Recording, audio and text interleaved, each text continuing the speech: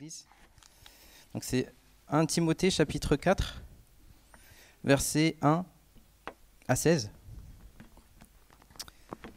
Mais l'Esprit dit expressément que dans les derniers temps, certains abandonneront la foi pour s'attacher à des esprits trompeurs et à des doctrines de démons. Car ils se verront égarés par l'hypocrisie de menteurs dont la conscience est marquée au fer rouge.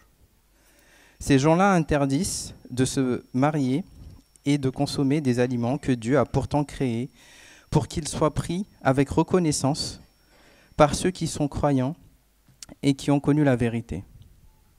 Tout ce que Dieu a créé est bon et rien ne doit être rejeté, pourvu qu'on le prenne dans une attitude de reconnaissance, car cela est rendu saint par la parole de Dieu et la prière. En exposant cela aux frères et aux sœurs, tu seras un bon serviteur de Jésus-Christ, nourri des paroles de la foi et du bon enseignement que tu as fidèlement suivi. Rejette les contes profanes de vieilles femmes. Exerce-toi plutôt à la piété. En effet, l'exercice physique est utile à peu de choses, tandis que la piété est utile à tout. Car elle a la promesse de la vie présente et de la vie à venir. Voilà une parole certaine, digne d'être acceptée sans réserve. C'est dans cette perspective, en effet, que nous travaillons et que nous nous laissons insulter, parce que nous avons mis notre espérance dans le Dieu vivant, qui est le sauveur de tous les hommes, et en particulier des croyants. Transmets ces instructions et enseigne-les.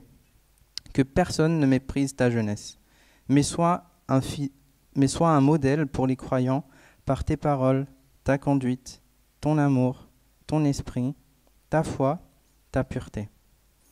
En attendant que je vienne, applique-toi à lire les Écritures dans l'assemblée, à encourager, à enseigner. Ne néglige pas le don que tu as reçu, celui qui t'a été donné d'après une prophétie lorsque le conseil des anciens a posé les mains sur toi. Occupe-toi de ces choses, donne-toi tout entier à elles, afin que tes progrès soient évidents pour tous. Veille sur toi-même et sur ton enseignement, mets-y de la persévérance, car en agissant ainsi, tu te sauveras toi-même, ainsi que ceux qui t'écouteront. Jusqu'ici la parole de Dieu. Amen. Merci. Alors, vous le savez peut-être ou peut-être pas, selon qui vous êtes et depuis combien de temps vous êtes là, mais aujourd'hui est une journée assez spéciale pour nous parce que c'est notre 9e anniversaire en tant qu'Église ce matin. Aujourd'hui, j'aimerais qu'on se focalise sur un aspect de notre vie ensemble qui était, en fait, quand j'essaie de réfléchir à ces 9 années passées, au début surtout, quand les choses se construisaient, je revenais constamment à ce texte dans ma tête, au texte qu'on vient de lire, qui est vraiment le désir, le centre de notre souhait. Et ce centre, c'est ce que Christ a fait pour nous et ce à quoi notre vie devrait ressembler en réponse à ce qu'il a fait pour nous. Et donc pour cela, on va passer la plupart de notre temps ensemble dans le texte qu'on a lu tout à l'heure dans 1 Timothée 4. Dans ce texte, Paul donne une description de la vie d'un disciple de Christ au sein d'une église locale qui sera pertinente pour nous, j'espère, et qui me rappelle bien des souvenirs des débuts de cette église. Et donc on sera dans 1 Timothée 4, mais on va commencer un peu plus haut pour donner un peu de contexte à ce qu'on va lire avant. Donc dans cette lettre, si vous vous en souvenez, Paul écrit à Timothée, qui est son jeune protégé qu'il a laissé dans l'église d'Éphèse pour la gérer. Timothée lutte contre de faux enseignements dans son église qui disaient que oui, les chrétiens doivent croire en Jésus, mais aussi ils doivent adhérer à certaines règles qui viennent d'ailleurs afin d'être véritablement acceptables à Dieu. Et donc Timothée lutte pour garder l'Église sur les rails. Et donc Paul l'écrit pour le rassurer, pour le conseiller. Mais avant de parler des aspects pratiques de ce que Timothée doit faire, Paul dit ceci dans 1 Timothée 3, versets 14 à 16. Il dit « Je t'écris cela avec l'espoir de te rejoindre bientôt, Cependant, si j'ai du retard, tu sauras ainsi comment il faut se conduire dans la maison de Dieu qui est l'Église du Dieu vivant, pilier et soutien de la vérité. Et tous le reconnaissent, le mystère de la piété est grand. Dieu est apparu comme un homme. Sa justice a été révélée par l'Esprit. Il a été vu des anges, proclamé parmi les nations. On a cru en lui dans le monde. Il a été élevé dans la gloire. Alors, autrement dit, et Paul dit la même chose constamment dans ses lettres, le centre doit rester au centre. Jésus-Christ, le Fils de Dieu, est apparu comme un homme. Il a vécu une vie humaine parfaite, sans péché, c'est-à-dire sans jamais désobéir au commandement de Dieu. Il a pris le péché de son peuple sur lui-même, a été puni à leur place sur la croix, et en échange, il nous a donné sa vie parfaite afin que nous soyons déclarés justes devant Dieu. Et puis 3 jours plus tard, 3 jours après sa mort, il a été ressuscité par la puissance du Saint-Esprit. Sa justice a été révélée par l'Esprit, Paul dit, prouvant ainsi qu'il est bel et bien le Fils de Dieu et qu'il a vraiment accompli le salut de son peuple. Il est monté au ciel devant les yeux de ses disciples, élevé dans la gloire, et maintenant il règne depuis son trône. Les apôtres ont proclamé la bonne nouvelle de Christ parmi les nations, les gens ont cru en lui dans le monde, et c'est encore le cas aujourd'hui. Quand on parle du mot l'évangile, quand on parle de l'évangile, c'est ce message-là, c'est de ce message-là qu'on parle. C'est ça l'évangile. Et il est assez incroyable dans sa simplicité. Dieu a tout fait pour nous afin que nous vivions. Et c'est tout. Il a tout fait pour nous afin que nous vivions, point. Mais en partie, c'est sa simplicité qui rend ce message mystérieux, qui rend ce message difficile à croire et parfois même difficile à comprendre. La raison pour laquelle les gens ont toujours envie d'ajouter des règles additionnelles à l'évangile, c'est que l'évangile est simple, parfois trop simple à nos goûts. Nous voulons imaginer que si l'évangile s'applique à nous, si Dieu nous a sauvés, ça doit être parce que nous sommes exceptionnels, ou parce que nous avons compris quelque chose que les autres n'ont pas compris, ou que nous avons réussi là où les autres n'ont pas réussi. Mais non, l'évangile s'applique à nous parce que Dieu est bon. C'est tout. Nous sommes sauvés parce que Dieu est bon. Nous lui appartenons parce que Dieu est bon. Jésus-Christ est venu, il a fait ce qu'il a fait parce que Dieu est bon. Il a appliqué tout cela à notre vie parce que Dieu est bon. Il a fait le travail pour nous parce que nous n'aurions jamais pu le faire pour nous-mêmes. Et les gens ont du mal à croire cela. Genre, ça semble trop facile. Et c'est pour cela que certaines personnes essaient de se servir de l'Évangile comme un moyen de gain personnel et y ajouter des prescriptions qui n'y sont pas. Et c'est là où Paul se tourne au chapitre 4. C'est pour cela qu'il a précédé ce qu'il dit ici par ce résumé très succinct de l'Évangile. Donc, chapitre 4, verset 1. « Mais l'Esprit dit expressément que dans les derniers temps, certains abandonneront la foi pour s'attacher à des esprits trompeurs et à des doctrines de démons, car ils seront égarés par l'hypocrisie des menteurs, dont la conscience est marquée au fer rouge. Ces gens-là interdisent de se marier et de consommer des aliments que Dieu a pourtant créés pour qu'ils soient pris avec reconnaissance par ceux qui sont croyants et qui ont connu la vérité. Tout ce que Dieu a créé est bon, et rien ne doit être rejeté, pourvu qu'on le prenne dans une attitude de reconnaissance, car cela est rendu saint par la parole de Dieu et la prière. » Alors on voit quelques-unes des prohibitions que ces faux enseignants donnaient au verset 3. Ne vous mariez pas, ne mangez pas certains aliments. On ne sait pas quels enseignements précis ont mené à ces interdictions, mais apparemment, l'idée que ces gens donnaient, c'est qu'un chrétien peut mesurer sa piété, mesurer sa valeur devant Dieu, sa piété personnelle, par ce à quoi il renonce, ce à quoi il dit non. Et souvent, c'est comme ça que fonctionne l'Église. Souvent, c'est comme ça que les chrétiens font naturellement. On se définit par ce qu'on n'aime pas. Et au premier abord, cette idée de se définir par ce à quoi on renonce semble aller un peu dans le sens de la Bible. Les 10 commandements, il y en a 8 qui sont « tu ne feras pas X ». Tu ne tueras pas, tu ne mentiras pas, voleras pas, et ainsi de suite.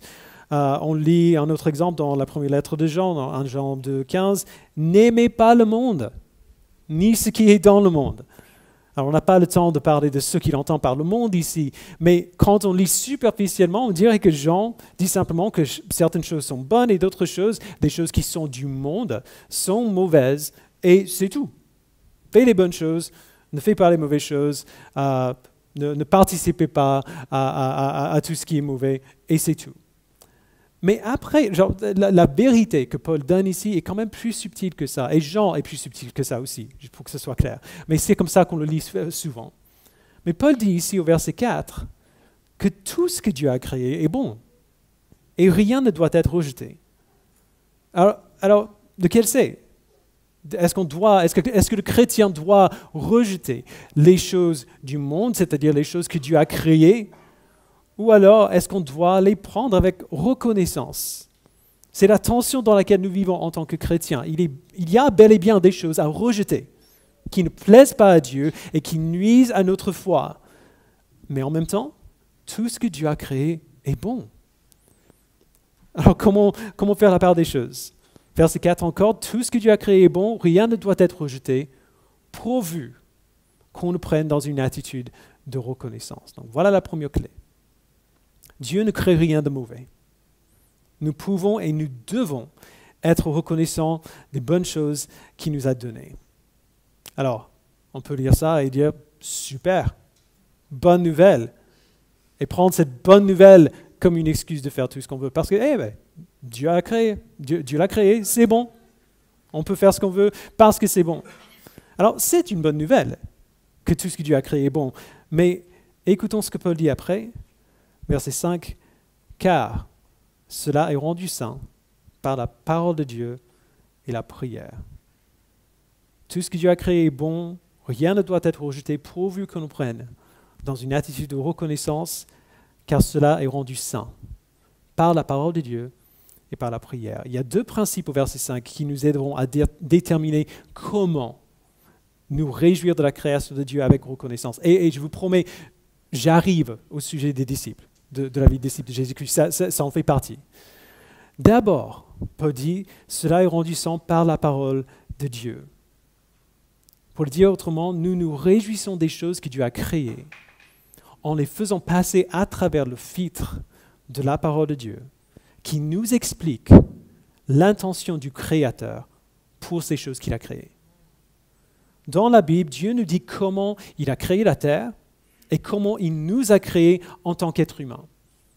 On a dit des centaines de fois, personne n'est mieux placé que notre Créateur pour nous dire comment les êtres humains peuvent s'épanouir. Parce que c'est lui qui nous a fait.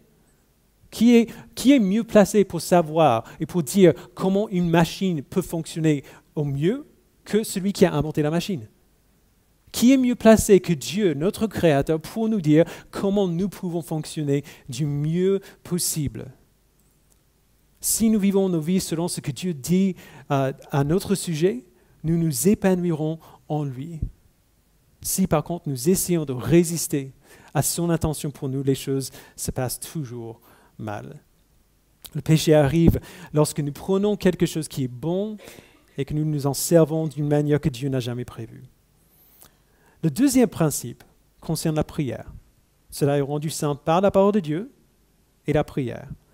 Alors, le principe de la prière est profondément logique et rejoint ce que Paul a dit sur la reconnaissance. Il est impossible de glorifier Dieu dans notre joie dans les choses qu'il a créées, si nous ne reconnaissons pas Dieu comme celui qui nous a donné ces choses. Okay? Donc, si nous ne montrons pas de la reconnaissance à Dieu pour ses dons, nous ne le glorifions pas dans notre manière de prendre plaisir dans ces choses. C'est ce que Paul a voulu dire quand il a dit « Rien ne doit être rejeté pourvu qu'on le prenne dans une attitude de reconnaissance. » On exprime sa reconnaissance envers Dieu, comment? Par la prière. Et voici le côté logique de la chose. Il y a tout simplement certaines activités pour lesquelles on ne pourra jamais remercier Dieu. Pas possible. Parce qu'il y a certaines choses qui nous dit sont mauvaises pour nous. Le péché existe, il nous dit ce que c'est. Nous ne pouvons pas remercier Dieu pour le péché. Un exemple hyper concret, tu ne peux pas regarder à la pornographie et remercier Dieu pour l'image qui est sur l'écran. Pourquoi? Parce que la femme sur l'écran n'est pas ta femme. Et c'est l'intention de Dieu pour la sexualité, il a clairement dit. Même tes pensées sexuelles sont censées être dirigées vers ta femme. Et ça ne s'applique pas seulement aux hommes. Attention, l'homme qui est sur l'écran n'est pas ton mari. Et même tes pensées sexuelles sont censées être dirigées vers lui, vers ton mari. Une prière de reconnaissance à Dieu, dans ce contexte-là, n'aurait aucun sens. On ne peut pas honorer Dieu et lui remercier pour une perversion de ses dons. Si nous sommes fidèles à la Bible, si nous apprenons ce qui plaît à Dieu et comment il nous a créés, nous saurons dans quel contexte on peut prendre plaisir en ce qu'il nous a donné et lui en remercier, et dans quel contexte notre plaisir est finalement horrible à ses yeux. Et c'est un exemple sur des millions qu'on pourrait donner. La création est merveilleuse. Dieu a créé un monde incroyable dans lequel nous vivons et l'a rempli des dons incroyables dont on peut prendre plaisir. Mais il a rempli le monde de ces dons, pas pour les dons, mais pour qu'on lève les yeux vers lui, le Créateur, celui qui nous les a donnés. Comme Augustin a dit dans sa prière à Dieu, « Il ne t'aime pas assez, qui aime en plus autre chose que toi, sans l'aimer pour l'amour de toi. » Nous n'aimons pas Dieu assez si nous aimons nos enfants, sans les aimer dans une attitude de reconnaissance au Dieu qui nous les a donnés. Nous n'aimons pas Dieu assez si nous aimons notre conjoint, sans l'aimer dans une attitude de reconnaissance au Dieu qui nous l'a donné. Nous n'aimons pas Dieu assez si nous aimons quoi que ce soit, sans l'aimer dans une attitude de reconnaissance à celui qui nous l'a donné. Nous ne pouvons pas prendre plaisir dans la création de manière légitime et fidèle si nous nous en servons si nous nous en servons pas selon l'intention de Dieu pour elle, et si nous ne lui remercions pas comme celui qui nous les a donnés. Ça peut sembler un peu dur, parce que ça pourrait remettre en doute tout ce qu'on fait, tout ce qu'on pense, tout ce qu'on fait, tout ce qu'on dit en tant que chrétien. Et donc, laissez-moi le dire autrement. Il y a une manière de vivre en obéissance à Dieu qui n'exclut pas la joie dans sa création, mais qui canalise et qui accomplit cette joie. Parce que cette joie trouve son accomplissement dans notre reconnaissance envers Dieu. Vous voyez, donc ce n'est pas une question de ce qu'on ne fait pas, mais plutôt de ce qu'on fait. Comment est-ce qu'on fait ce qu'on fait? Si nous obéissons Dieu de cette manière, en le reconnaissant comme le créateur des dons qu'il nous a donnés, et en lui rendant gloire pour ce qu'il a fait, nous trouvons une vérité encore plus surprenante, et c'est que non seulement il y a de la joie dans le monde que Dieu a créé, dans les bonnes choses que Dieu nous a données, mais il y a de la joie dans l'obéissance elle-même.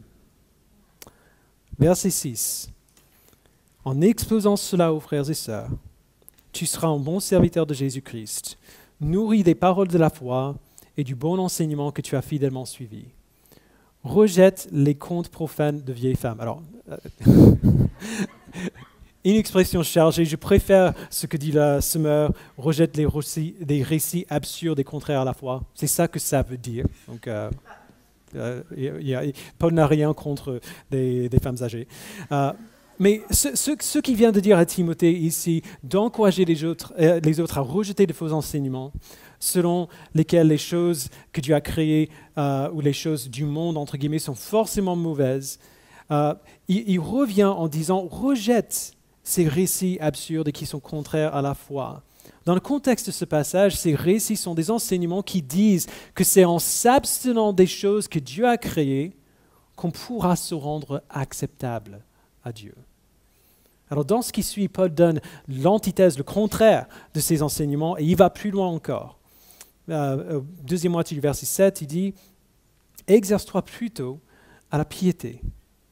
En effet, l'exercice physique est utile à peu de choses, tandis que la piété est utile à tout, car elle a la promesse de la vie présente et de la vie à venir. » Alors, plutôt que de tout rejeter, Paul dit « Exerce-toi à la piété. » C'est-à-dire, vis selon comment Dieu t'a créé, à la fois dans ce à quoi tu renonces et dans ce en quoi tu prends plaisir.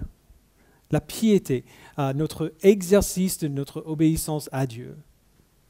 S'exercer à la piété, c'est faire ce que Dieu nous dit de faire, à la fois dans nos pensées, dans nos actes, dans nos paroles, nous prendre plaisir dans la création comme il nous dit. Mais c'est plus que ça.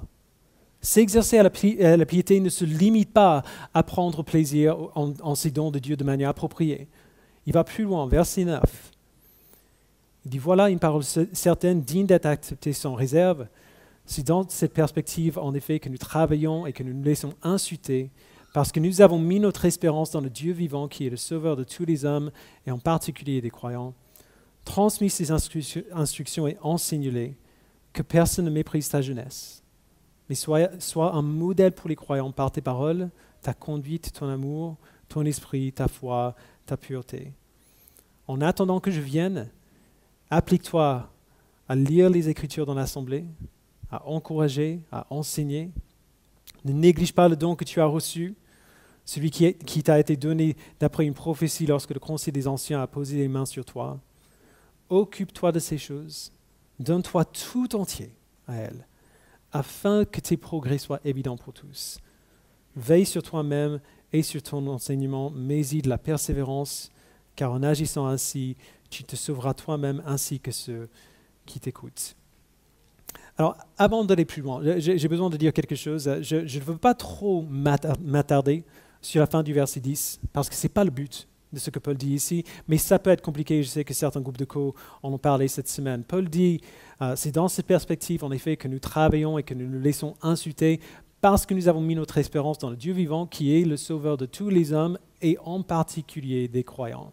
Alors, c'est un verset qui est fortement débattu, parce qu'on dirait presque que Paul enseigne une sorte de universalisme. L'enseignement que tout le monde, peu importe ce qu'on croit, peu importe ce qu'on fait, tout le monde sera sauvé. Le reste de la Bible dit clairement que c'est faux. On ne va pas aller dans plein d'autres passages pour montrer pourquoi c'est le cas. C'est facile à trouver.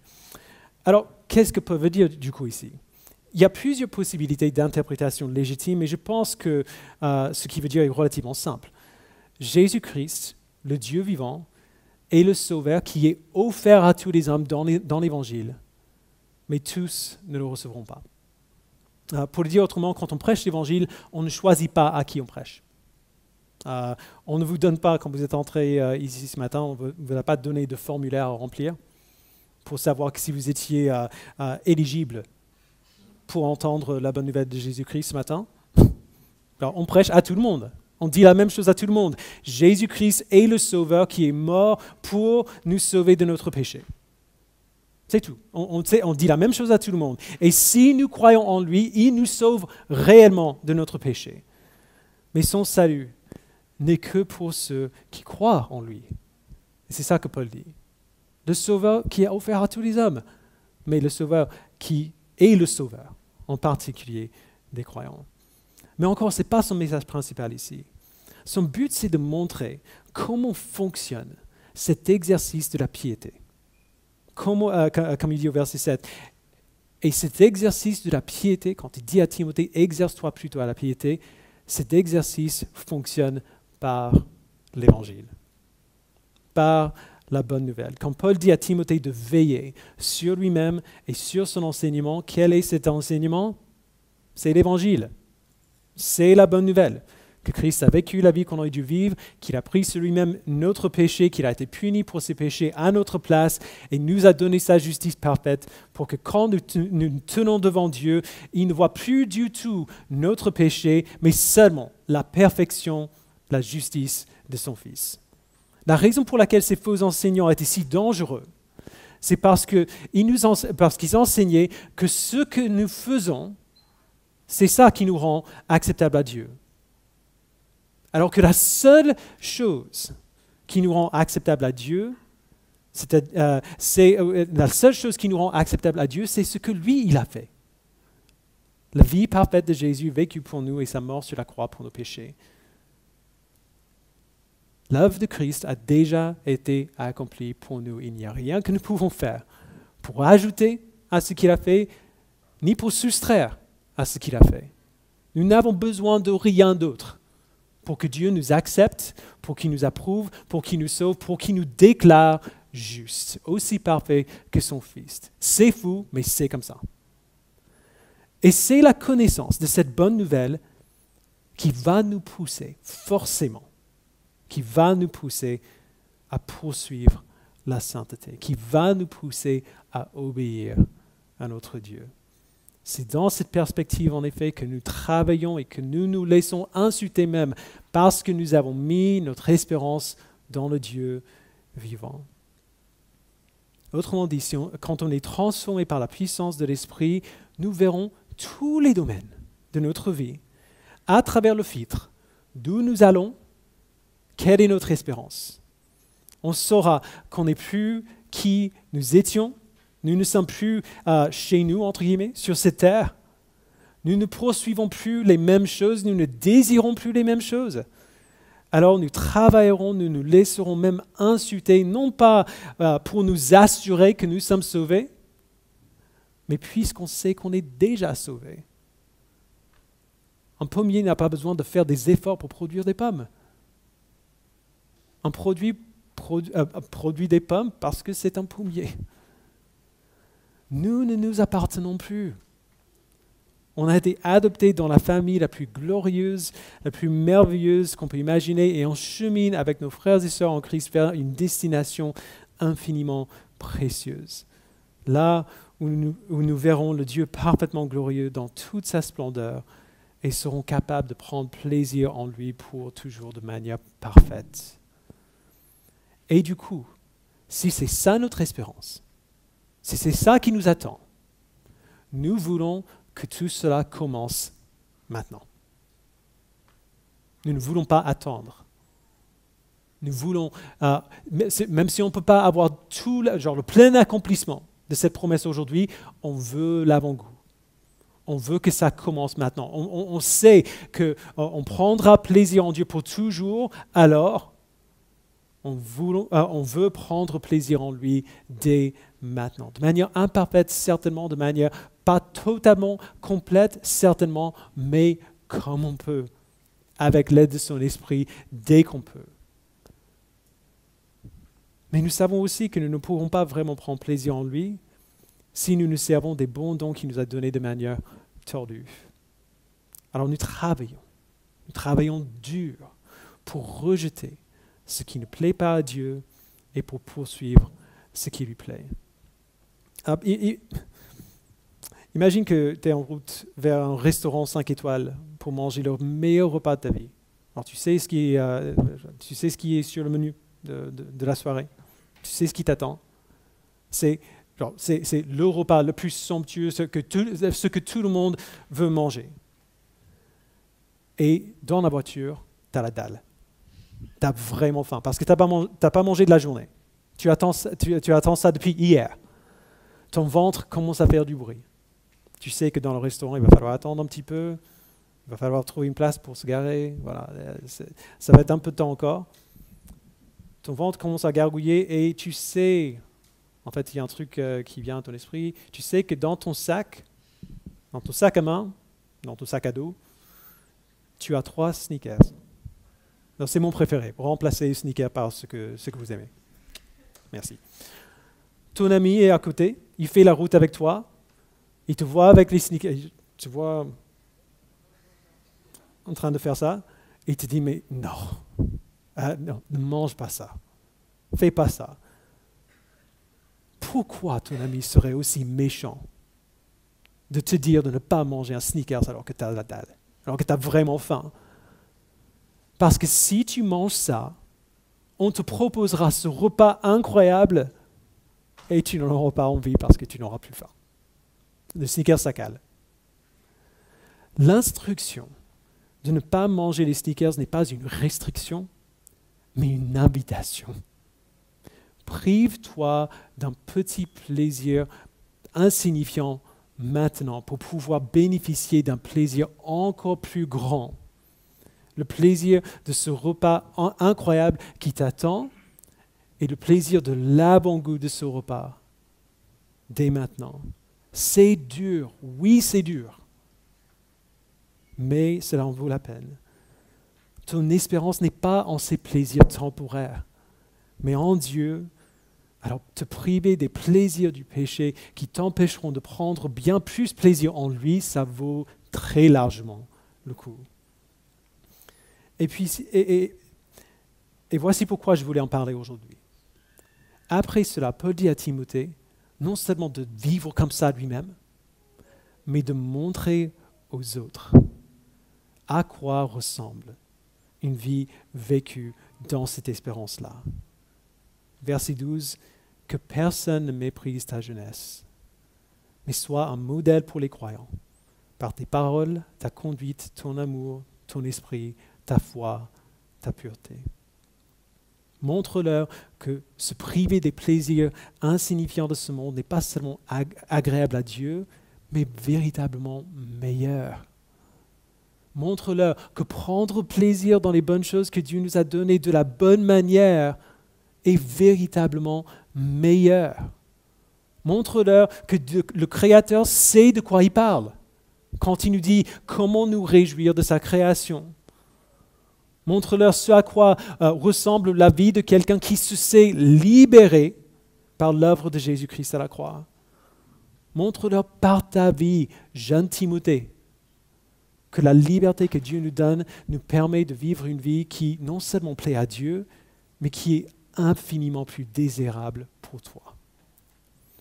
Vous voyez, ce que Paul recommande à Timothée, ce n'est rien d'autre que la vie d'un disciple de Jésus-Christ qui fait d'autres disciples de Jésus-Christ. Partage l'Évangile, il dit. Veille sur ton enseignement et montre l'Évangile.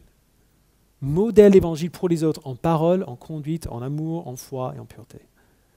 Vis la vie du royaume de manière à ce que ce soit visible pour tous ceux qui t'observent. Et en faisant ainsi, enseigne-leur à faire de même. Alors, je vais être très transparent avec vous. C'est à cause de ce que Paul dit à Timothée ici que nous avons fait beaucoup de choses comme on les a fait depuis le début. On les a fait bien imparfaitement, c'est sûr, mais c'est pour ça, par exemple, que je n'ai jamais hésité à vous parler des choses qui me font plaisir. Alors, mon amour pour le cinéma est presque une blague à ce stade. Alors que dans ma jeunesse, ou à l'époque de ma maman, par exemple, le cinéma, c'était un péché. Dans les églises aux US, les chrétiens n'allaient pas au cinéma. C'est pour ça que lorsqu'on a commencé l'église, on a eu nos premiers repas de communauté chez nous, dans notre appartement. C'est pour ça que nous vous encourageons à passer beaucoup de temps ensemble, dans des situations complètement ordinaires, d'aller faire du bowling. Je ne sais même pas ce que vous faites ensemble. Il y a tellement de choses qui se passent, à passer beaucoup de temps ensemble. On fait cela, on vous encourage à faire ça pour nous montrer les uns les autres ce à quoi ressemble une vie de disciple dans le contexte de la vie totalement ordinaire, la vie de tous les jours. C'est pour ça que j'ai toujours essayé d'être honnête, ouvert avec vous au sujet de mes propres faiblesses, mes propres luttes, pour donner, en tout cas j'espère et je prie, un exemple clair de ce à quoi ressemble une vie de repentance, une vie de dépendance à Christ, afin que vous puissiez voir mes progrès. Alors, je serais vraiment déprimé si je parlais aux gens qui étaient là au début, il y a 9 ans, et qui me connaissaient à l'époque et qui me disaient, en fait, on ne voit pas trop de progrès depuis le début. J'espère que vous le voyez en moi aussi.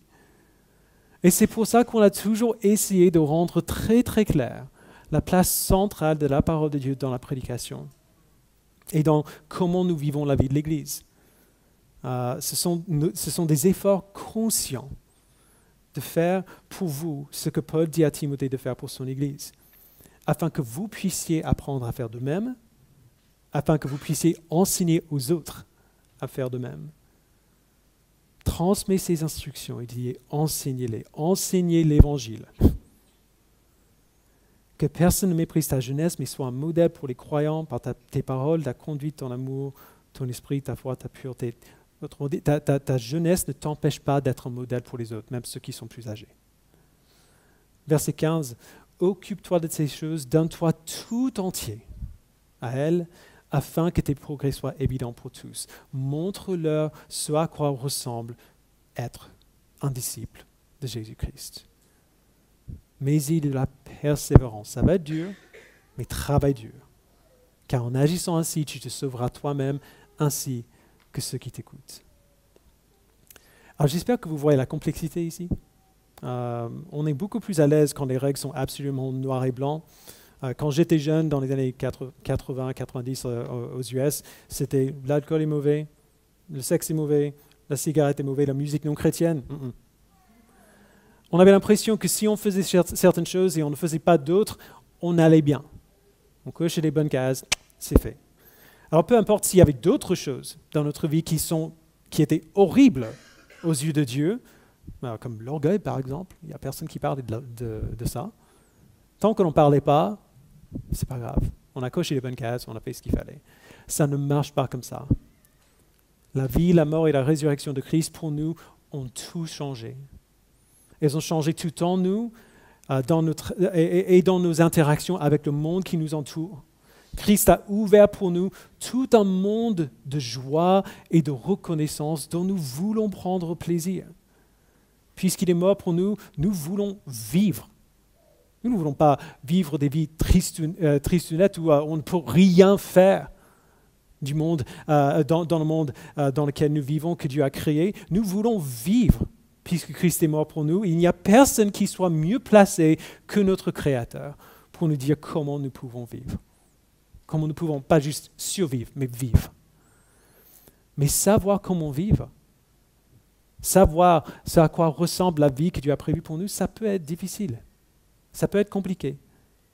Ce n'est pas naturel. On a besoin d'aide. Et c'est pour cela que lorsque Jésus a envoyé ses disciples, vous vous souvenez à la fin de l'évangile de Matthieu 28, il dit « Allez donc, faites de toutes les nations des disciples, baptisez-les au nom du Père, du Fils et du Saint-Esprit, et enseignez-leur à mettre en pratique ce que je vous ai prescrit. » Nous avons besoin d'être enseignés. Et le moyen qu'il nous donne pour être enseigné, pour apprendre à observer tout ce qu'il nous a prescrit, ce n'est pas moi, c'est les uns les autres. C'est les disciples de Jésus-Christ qui sont envoyés faire d'autres disciples de Jésus-Christ. C'est l'Église. C'est les chrétiens ordinaires qui aiment et qui connaissent et qui vivent la parole de Dieu ensemble avec d'autres chrétiens ordinaires. La vie chrétienne est beaucoup plus que ça, comme on va voir dans les semaines à venir, mais ce n'est jamais moins que cela. Alors c'est ça notre premier travail en tant qu'Église. C'est d'incarner l'Évangile les uns pour les autres et pour les gens qui nous entourent. Et c'est de nous enseigner les uns les autres à être des disciples de Jésus-Christ. Alors si vous venez de nous rejoindre, je vous encourage à prendre chaque occasion qui se présente à vous pour apprendre à connaître les autres. Trouvez un groupe de communauté, investissez-vous dans ce groupe, discutez avec des gens que vous voyez. Si vous êtes un peu timide, je sais que c'est dur, donc je n'ai pas fini, mais faites vos efforts. Je suis timide aussi. Faites vos efforts, ça vaut le coup, vous en avez besoin. Tout ce qu'on fait dans l'Église, même si ces choses ont d'autres buts aussi, ont toujours ce but des disciples qui font des disciples au centre. Si vous avez des questions sur comment vous intégrer, demandez à quelqu'un de l'équipe d'accueil ou aux autres que vous voyez autour. Et si vous êtes dans l'Église depuis un certain moment, c'est possible que pendant l'été, vous soyez un peu déconnecté. On était en vacances, on ne reconnaît pas tout le monde maintenant. Eh bien, c'est super, reconnectez-vous. On est de retour, allez, au travail. Cherchez des gens nouveaux. Aidez-les à trouver leur place. Venez à côté les uns des autres et servez-vous les uns les autres. Dimanche prochain, on sera de retour dans la lettre de Paul aux Romains avec un survol de ce qu'on a vu jusqu'ici. Et puis après, on va commencer à voir en détail ce à quoi ressemble cette vie de disciple. En attendant, commençons cette nouvelle année scolaire avec une résolution nouvelle de suivre Jésus-Christ et d'aider les autres à faire de même. Dieu a été tellement bon envers nous en tant qu'individus, tellement bon envers nous en tant qu'Église. Prenons plaisir en lui ensemble cette année. Je vous invite à prier. Père, nous te remercions pour l'occasion que tu nous donnes de vivre ton évangile ensemble, de prendre soin les uns des autres. Merci Père que le travail est à la fois plus simple et plus compliqué qu'on imagine. Merci que le travail de la vie des disciples a lieu, non pas pendant le culte, et même pas seulement dans les rencontres dans la semaine, les groupes de communauté. Merci Père, que ce travail de la vie des disciples, qui fait d'autres disciples de Jésus-Christ, a aussi lieu autour d'un café, quand on fait du bowling, quand on va au ciné ensemble, quand on mange ensemble le soir, quand on prend le déjeuner ensemble. Dans tous ces endroits, dans tous ces moments totalement ordinaires et insignifiants. Merci Père que tu nous donnes tellement d'occasions pour faire ce que tu nous appelles à faire et pour vivre la vie que tu nous appelles à vivre. Maintenant, je prie que tu nous permettes de le faire, de vivre cette vie ensemble. Donne à ceux qui sont timides du courage. Donne à ceux qui manquent parfois d'attention, d'être attentionnés envers les autres. Donne à ceux qui restent souvent dans leur bulle, de sortir de leur bulle. Donne-nous, Père,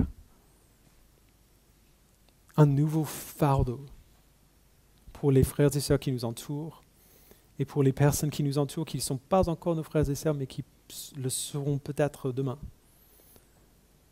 Donne-nous, Père, un nouveau fardeau de sortir et de montrer aux autres ce à quoi cela ressemble, de prendre plaisir en toi, en les bonnes choses que tu as créées, mais de la bonne manière. Aide-nous à aimer ces choses pour l'amour de toi, à nous aimer les uns les autres pour l'amour de toi et à t'aimer d'une manière digne de toi. Au nom de Jésus-Christ, nous prions. Amen.